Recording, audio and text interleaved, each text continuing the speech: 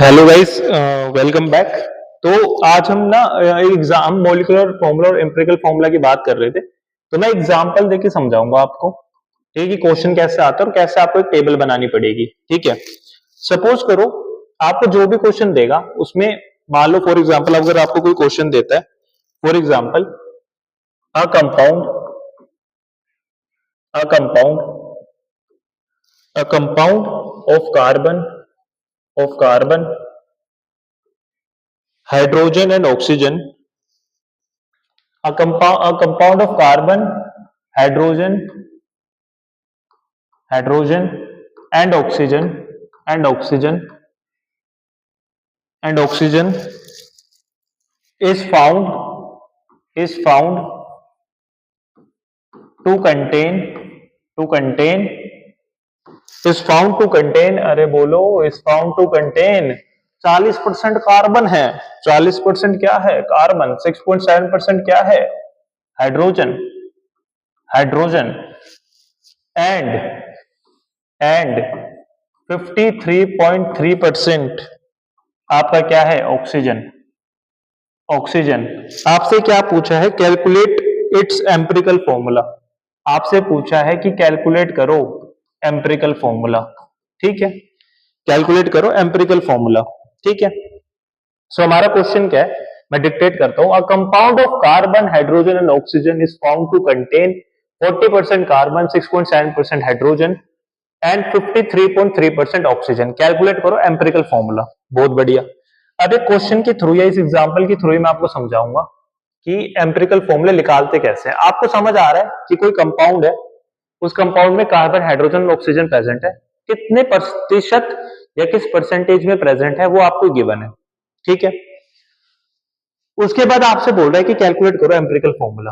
ठीक है, आपको क्या करना है, सबसे पहले जब भी ऐसा है तो आपको एक टेबल बनानी है। सबसे पहले आपको टेबल बनानी है, उस टेबल को फिर फिल करना है, आपका आंसर आ जाएगा। टेबल में क्या लिखना है आपको? टेबल बनाई आपने एक। टेबल में आप सबसे पहले लिखोगे गाइस एलिमेंट। एलिमेंट लिखोगे, कितना परसेंट वो दे रखा है, परसेंट कंपोजिशन लिखोगे। ठीक है, उसके बाद आप क्या लिखोगे? उसका एटॉमिक मास। कार्बन का एटॉमिक मास होता होगा कुछ, वो लिखना है आपको। एटॉमिक मास लिखोगे। उसके बाद आप क्या लिखोगे? आप लिखोगे मोल्स। उसके बाद आप क्या लिखोगे? ठीक है, रेशो। आप लिखोगे रेशो किसका? मोल का रेशो। ठीक है, उसके बाद आप लिखोगे सिंपलेस्ट रेशो। Simplest ratio. ठीक है, सिंपलेस्ट रेशो। तो आपको यही टेबल जो है फॉलो करनी है। ठीक है, यही टेबल आपको क्या करनी है? फॉलो करनी है हमेशा। जब भी आपका क्वेश्चन आएगा एम्पिरिकल फॉर्मूला पे, इसी टाइप का क्वेश्चन आएगा। First thing you have to do is you have to make a table and by making a table you have to fill the data. ठीक है, उस टेबल में you have to fill the data. आपका element कौन कौन से given है? Carbon given है, आपने कार्बन लिखा। कितना परसेंट प्रेजेंट है कार्बन? 40%, आपने लिखा 40%। ठीक है, आप एक बात बताओ, सपोज करो पूरा कंपाउंड में कार्बन, हाइड्रोजन और ऑक्सीजन है प्रेजेंट। सपोज क्या करना, दे रखा है।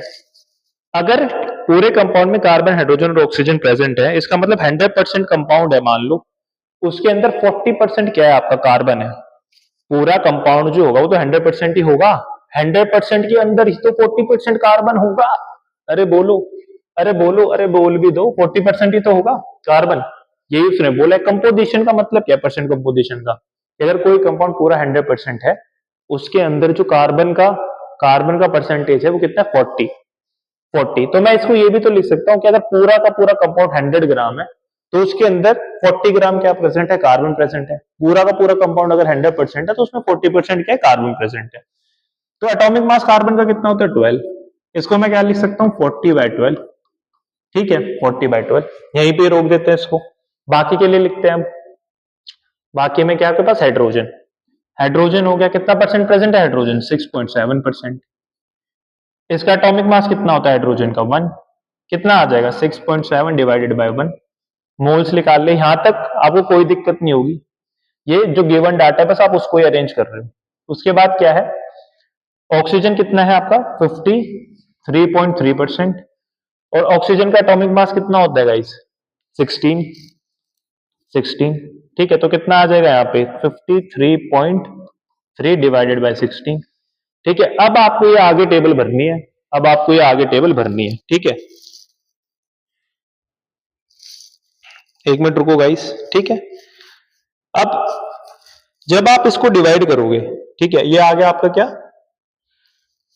एटॉमिक मास, ठीक है, मोल्स, ठीक है। आप इसको मोल रेशो भी बोल सकते हो, मोल रेशो की जगह आप इसको लिखो एटॉमिक रेशो, ठीक है। क्या होगा ये, एटॉमिक रेशो, क्या होगा ये, एटॉमिक रेशो, ठीक है, एटॉमिक रेशो, ठीक है। बेसिकली एटॉमिक रेशो या मोल रेशो एक ही बात है, मैं भी बताता हूँ क्या है क्या रियलिटी में। आप इसके मोल्स कैलकुलेट करोगे ना तो आपका आंसर आएगा, आपका आंसर आएगा 3.33, ठीक है। कितना आंसर आएगा आपका, 3.33, मैं रेड से लिखता हूं, ठीक है। आप इसके मोल कैलकुलेट करोगे, इसके मोल कितने आ जाएंगे, 6.7, ठीक है, कोई दिक्कत ही नहीं है, अरे बोलो कोई दिक्कत ही नहीं है। इसके आएंगे 3.33। तो ये जो एटॉमिक रेशियो है ना, इसका मतलब क्या है कि जितने भी आपने मोल्स निकाले, कार्बन के कितने मोल्स हो गए 3.33, हाइड्रोजन के कितने मोल प्रेजेंट हो गए 6.7, ऑक्सीजन के कितने हो गए 3.33। अब हम क्या करेंगे, इन मोल्स का ना, इस मोल्स का रेशियो लेंगे। रेशियो कैसे लोगे आप, अगर आप इसका रेशियो लोगे तो सिंगल उसमें काट सकते हो आप, जैसे 3.33 है, 6.7 है और 3.33 है, तो ये 3.33 से कट गया, ये भी 3.33 से कट गया। और इसको अगर 3.33 से काटना है तो 3.33 से क्या करना पड़ेगा, डिवाइड करना पड़ेगा। तो इसको हम बोलते हैं एटॉमिक रेशियो या मोल रेशियो, जो भी बोलना आप बोल सकते हो, ठीक है। एटॉमिक क्यों बोल रहे हैं, क्योंकि एक एक एटम का ले रहे हैं बेसिकली हम, ठीक है। उस एटम के कितने मोल प्रेजेंट है, 3.33, समझ आया, ठीक है। बेसिकली क्या, आपने मोल निकाल लिए हर एक एटम के। अब इस मोल जो निकाले ना अपने हर एक एटम के, उसका हम रेशियो ले रहे हैं, मतलब एटॉमिक रेशियो ले रहे हैं उसका, ठीक है। आप इसको मोल का भी रेशियो बोल सकते हो, जो भी मोल्स आए आपने उसको काटा, 3.33, 6.7, 3.33, 1 से 1, इस 3.33 से काटा, 3.33 से काटा, इसको काटने के तो डिवाइड में आ गया, ठीक है। इसी चीज को हम बोल रहे हैं एटॉमिक रेशियो, ठीक है। बेसिकली हम इसके मोल्स का, कार्बन एक एटम है उसके इतने मोल्स हैं, ये एक एलिमेंट, सॉरी कार्बन एक एलिमेंट है उसके इतने मोल्स हैं, हाइड्रोजन एक एलिमेंट है उसके इतने मोल्स हैं, ऑक्सीजन है उसके इतने मोल्स हैं। अब हम इन तीनों का रेशियो ले रहे हैं बेसिकली, मोल रेशियो बोल रहे हैं, एटॉमिक रेशियो बोल रहे हैं, ये एटम का ले रहे हैं बेसिकली, और मोल उसकी कंसेंट्रेशन है। तो आपको जब इसको डिवाइड करोगे 3.33 से, आपको याद रखना, आपको सबसे कम वाला जो है ना, मान लो इसकी जगह कुछ और भी होता, हमेशा आपको उस मोल से डिवाइड करना है सबको जो सबसे कम क्वांटिटी में प्रेजेंट हो। आपका आंसर क्या आ गया, 1। 6.7 को आप 3.33 से करोगे तो आपका आंसर आएगा लगभग 2 के बराबर। कैसे, 2 3 जा 6, 2 3 जा 6, 2 3 जा 6, 6.66 आ रहा है, which is nearly equal to 6.7, तो आप 2 लिख सकते हो। और यहाँ पे भी क्या आ जाएगा, यहाँ पे भी क्या आ जाएगा, 1। और सिंपलेस्ट रेशियो भी क्या हो गया आपका, 1 2 एंड 1, क्योंकि एलिमेंट का जब आपने एटॉमिक रेशियो निकाला, मोल्स का रेशियो निकाला, वही आपका क्या बन गया, सिंपलेस्ट रेशियो। क्योंकि आपको पता चल गया कि कितने कार्बन प्रेजेंट है, 1, कितने प्रेजेंट है, 2, कितने प्रेजेंट है, 1। बट किससे निकाला आपने उसको, रेशियो किससे निकाला आपने, मोल के थ्रू निकाला, ठीक है, समझ आया। तो आपको ये स्टेप जो है याद रखना है। अब आपका एम्पिरिकल फॉर्मूला क्या बन जाएगा, कार्बन 1 हाइड्रोजन 2 ऑक्सीजन 1। क्या आपको समझ आया, क्या आपको ये चीज समझ आई, क्या आपको ये चीज समझ आई, क्या आपको ये चीज समझ आई। आई होप आपको ये समझ आया होगा, आई होप आपको ये समझ आया होगा।